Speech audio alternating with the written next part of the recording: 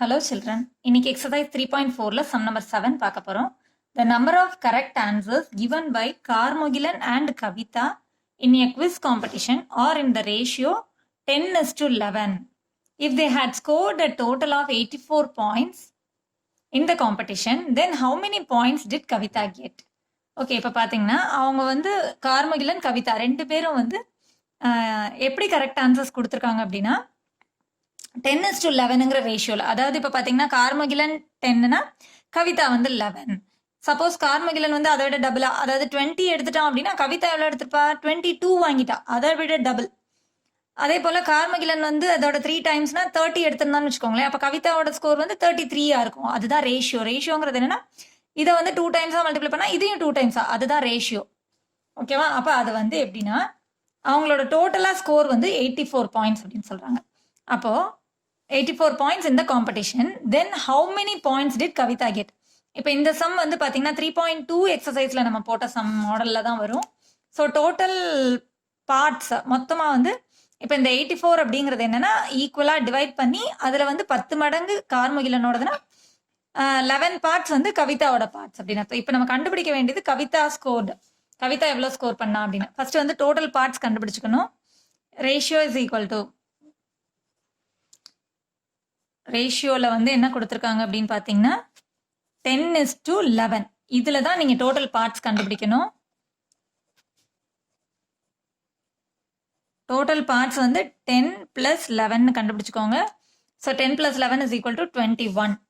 இதை வச்சு இப்போ கவிதாவோட ஸ்கோர் கண்டுபிடிக்க போகிறோம். கவிதா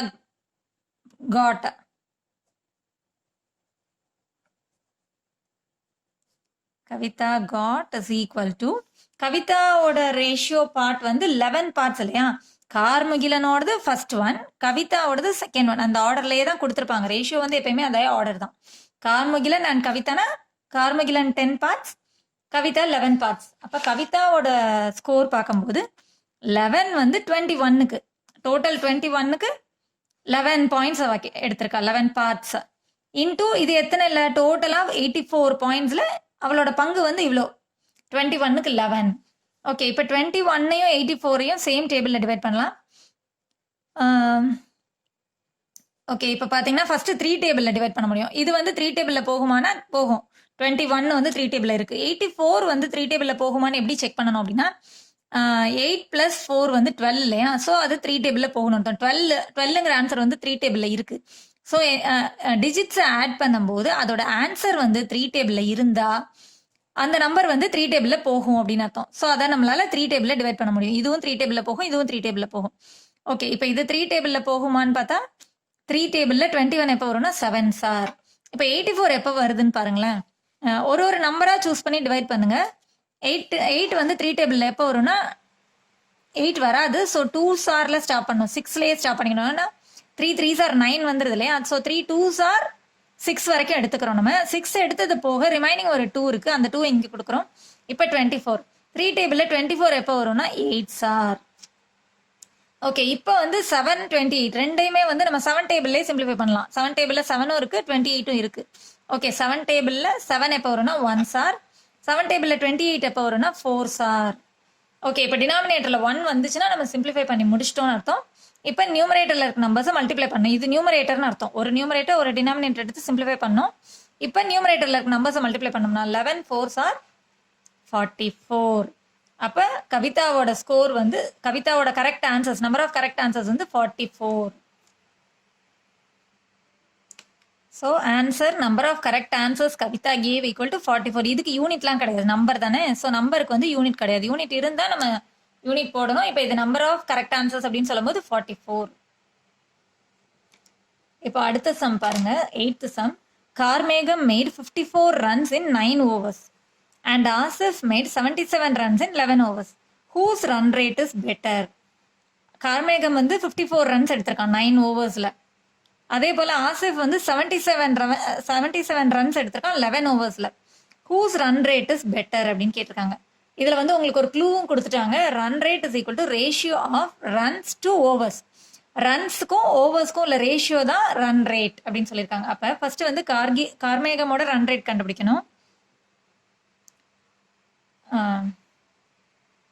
இப்போ ஃபர்ஸ்ட் வந்து கார்மேகம்ஸ் ரன் ரேட் வந்து பார்த்தீங்கன்னா runs to over. So runs வந்து 54:9 ரன்ஸ் டு ஓவர்ஸ். அவன் கார்மேகமோட ரன் ரேட் வந்து அவனோட ரன்ஸ் இஸ் டு ஓவர்ஸ்.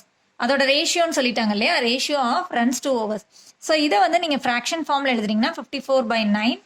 இப்போ இதை சிம்பிளிஃபை பண்ணி பார்த்தீங்கன்னா 9 டேபிளில் ரெண்டுமே 9 டேபிளில் போகும். 9 டேபிளில் 9 1s ஆர், 9 டேபிளில் 54 எப்போ வரும்னா 6 ஆர். ஸோ இப்போ இவனோட ரன் ரேட் வந்து 6. அடுத்து பார்த்தீங்கன்னா ஆசிப்ஸ் ரன் ரேட்டுன்னு பார்க்கும்போது runs to overs. So 77:11. So இதை வந்து நீங்கள் ஃப்ராக்ஷன் ஃபார்மில் எழுதுனீங்கன்னா 77/11. ரெண்டுமே 11 டேபிளில் போகும். 77 11 ரெண்டுமே 11 டேபிளில் போகும். 11 1s ஆர், 77 7s ஆர். 11 டேபிள்ன்றதை ஞாபகம் வச்சுக்கோங்க. 77 11 டேபிள் எப்போ வரும்னா 7s ஆர். இப்போ டினாமினேட்டரில் 1 வந்தாச்சு அப்படின்னா சிம்பிளிஃபை பண்ணி முடிச்சாச்சு. 7/1 is equal to 7. 7/1 is equal to 7. Any number divided by 1 வந்து சேம் நம்பர் தானே. ஸோ 7 1ஆல் டிவைட் பண்ணும்போது 7 தான். ஓகே, இப்போ வந்து கார்மேகம்ஸ் ரன் ரேட் வந்து 6, ஆசிப்ஸ் ரன் ரேட் வந்து 7. அவனுக்கு வந்து 7 ரன் ரேட் கிடச்சிருக்கு. அப்போ யாரோட ரன் ரேட் வந்து பெட்டர் அப்படின்னா ஆசிப்ஸ் ரன் ரேட் தான் பெட்டர். அவன் தானே 7 ரன் ரேட் வச்சிருக்கான். So Asif's run rate is better. Asif's run rate is better அப்படின்னு சொல்லி எழுதி ஆன்சர் ஃபினிஷ் பண்ணிக்கணும். இப்போ அடுத்து 9th சம் பாருங்க.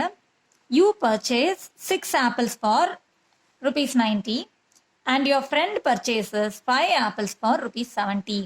Whose purchase is better? பர்ச்சேஸ்னா வாங்குறது. ஸோ நீங்கள் வந்து என்ன பண்ணுறீங்க, 6 apples வாங்குறீங்க, ₹90 கொடுத்து வாங்குறீங்க. நீங்கள் வேறு கடையில் வாங்கியிருக்கீங்க, உங்கள் ஃப்ரெண்டு வேறு கடையில் வாங்கியிருக்காங்க. And your friend purchases 5 apples for ₹70. அவங்க வந்து 5 apples மட்டும்தான் வாங்கியிருக்காங்க, ₹70.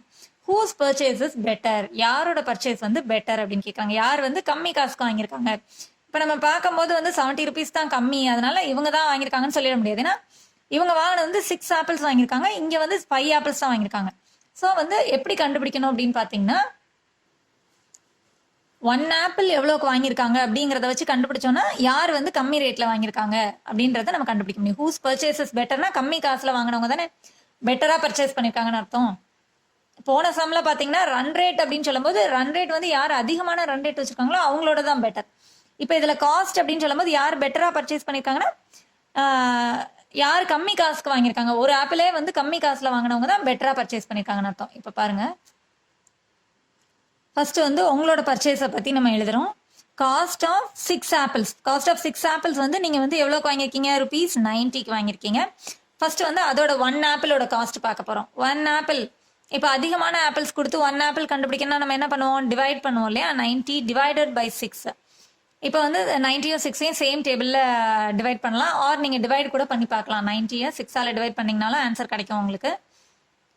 நார்மலாக நீங்கள் டிவைட் பண்ணிங்கன்னா 6 90 டிவைட் பண்ணிங்கன்னா 6 டேபிளில் 1s ஆர் 6 இப்போ ரிமைனிங் 3 கிடைக்குது. 0 5 30 so 0. So 90/6 is equal to 15 போடலாம். ஆர் ஷார்ட் டிவிஷன் மெத்தடும் யூஸ் பண்ணலாம் நீங்கள். 6 டேபிள் 6 90 வந்து ரெண்டுமே 3 டேபிளில் போகும். 3 டேபிளில் 6 எப்போ வரும்னா 2s ஆர். 3 டேபிளில் 90 எப்போ வரும்னா ஃபஸ்ட்டு 9 மட்டும் எடுத்துக்கோங்க. 3 டேபிளில் 3s ஆர் 9 அப்புறம் ஒரு 0 போட்டுக்கோங்க. இப்போ 2 30 ரெண்டுமே வந்து 2 டேபிளில் போகும். ஸோ 1s ஆர் 30யும் ஈவன் நம்பர் தானே. இப்போ ஒரு நம்பர் மட்டும் எடுத்துக்கோங்க. 3 எப்போ வரும்னா 2 1s ஆர் 2 1s ஆர் எடுத்துக்கிறோம். ரிமைண்டர் ஒரு 1 இருக்குது. 2 1s ஆர் 2 எடுத்தது போக ரிமைண்டர் ஒரு 1 இருக்குது. ஸோ 10 எப்போ வரும் 2 டேபிள் அப்படின்னா 5s ஆர். ஸோ 15 அதே 15 தான் இங்கேயும் வருது. 15/1 is equal to 15. Any number divided by 1 is equal to same number தான். ஸோ 15 எழுதிட்டாலே போதும். நீங்கள் டிவைட் பண்ணினாலும் ஓகே, ஆர் இந்த ஷார்ட் டிவிஷனை அண்டர்ஸ்டாண்ட் பண்ணிக்கிட்டீங்கனாலும் பெட்டர் தான். ஸோ ₹15 நீங்கள் வாங்கியிருக்கீங்க. ஒரு ஆப்பிள் வந்து நீங்கள் வாங்கினது வந்து ₹15 வாங்கியிருக்கீங்க. அடுத்து your friends purchase, my friend purchase அப்படின்னு எழுதிக்கோங்க.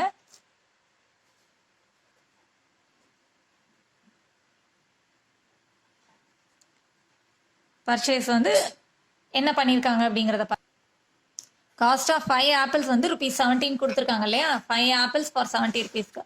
அப்போ 1 apple கண்டுபிடிக்கும் போது யூ ஹேவ் டு டிவைட் 70/5. இப்போ 70 divided by 5னா நீங்கள் டிவைட் பண்ணியும் செக் பண்ணலாம். அதோட கோஷன்ட் தான் அதோட ஆன்சராக வரும். 5 டேபிளில் பார்த்தீங்கன்னா 1s ஆர் 5 போக ரிமைண்டர் 2 0 கொண்டு வந்தீங்கன்னா 4s ஆர் 20 0. ஸோ 14 தான் ஆன்சர் வரப்போகுது. இது நீங்கள் 5 டேபிளில் சிம்பிளிஃபை பண்ணலாம்.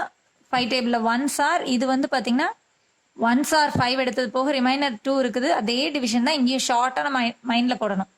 ஸோ 20 எப்போ வரும் 5 டேபிள்னா 4s are. 14 divided by 1 is equal to 14 தான். ஸோ rupees 14க்கு உங்களோட ஃப்ரெண்டு பர்ச்சேஸ் பண்ணியிருக்காங்க. ஒரு ஆப்பிள் வந்து உங்கள் ஃப்ரெண்டு வாங்கினதோட ரேட் வந்து 14 rupees, நீங்கள் வாங்கினது வந்து 15 rupees ஆயிடுச்சு. அப்போ யாரோட purchase better? Friends purchase is better. அவங்க தான் கம்மி விலைக்கு வாங்கியிருக்காங்க. So it is better. So run ரேட்டில் பார்க்கும்போது அது அதிகமானது சொல்லணும். இப்போ இந்த சம்மில் பார்த்தீங்கன்னா காஸ்ட் அப்படின்னு வரும்போது எது பெட்டர் பர்ச்சேஸ் அப்படின்னா your friends purchase is better. அவங்க தான் கம்மி காசுக்கு வாங்கியிருக்காங்க. ஸோ ஆன்சர்னு எழுதி my friends purchase is better அப்படின்னு எழுதணும். So answer my friends purchase is better. That's all. Thanks for வாட்சிங் சில்ட்ரன். என்னோட அடுத்தடுத்த வீடியோஸை ஃபாலோ பண்ணணும்னா சப்ஸ்கிரைப் பண்ணுங்கள், ஷேர் பண்ணுங்கள், லைக் பண்ணுங்கள். மறக்காமல் பெல் ஐக்கானை கிளிக் பண்ணுங்கள். அப்போ தான் உங்களுக்கு நோட்டிஃபிகேஷன்ஸ் வரும். தேங்க்ஸ் ஃபார் வாட்சிங் சில்ட்ரன்.